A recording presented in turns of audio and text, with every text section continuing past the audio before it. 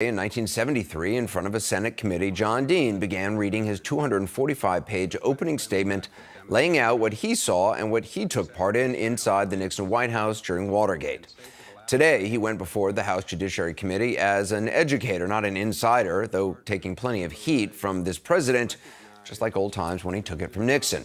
His testimony comes as Committee Chairman Jerry Nadler says he has struck a deal with the Justice Department to obtain certain documents from the Mueller report, delaying contempt proceedings against Attorney General Barr for now.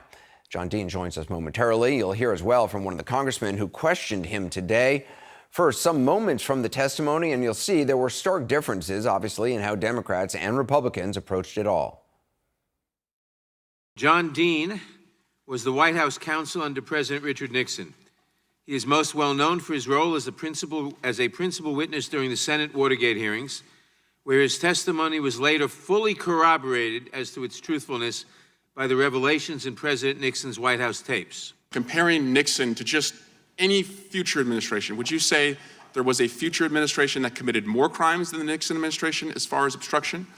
I would say the Trump administration is in fast competition with what happened in the Nixon administration. What was the Saturday Night Massacre? Saturday Night Massacre occurred in October of 1973 when Richard Nixon removed or fired Archibald Cox as the special counsel. I could catch your testimony on TV.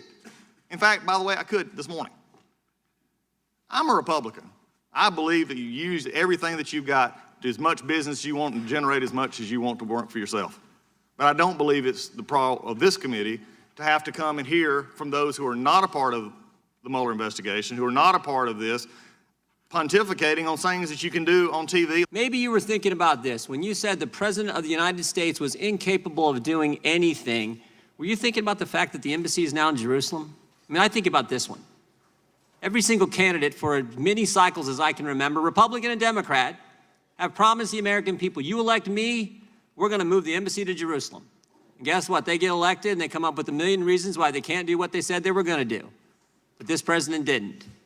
The embassy is now in Jerusalem. So I'm just wondering, what were you thinking about when you said he's incapable of accomplishing anything? Mr. Jordan, I think that under the parliamentary rules of the House, I'm refraining from addressing a full answer to your question.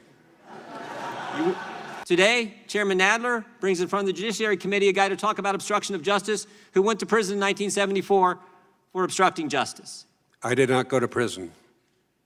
Okay. You pled guilty to obstruction of justice. I'm glad you got to stay out of prison then, I guess. Mr. Dean, how many American presidents have you accused of being Richard Nixon?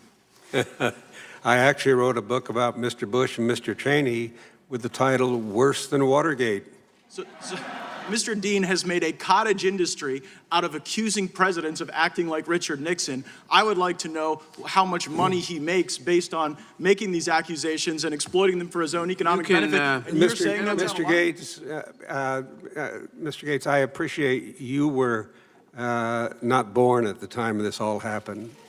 Do you believe if we turned the lights off here and maybe lit some candles, got out a Ouija board, we could potentially raise the specter of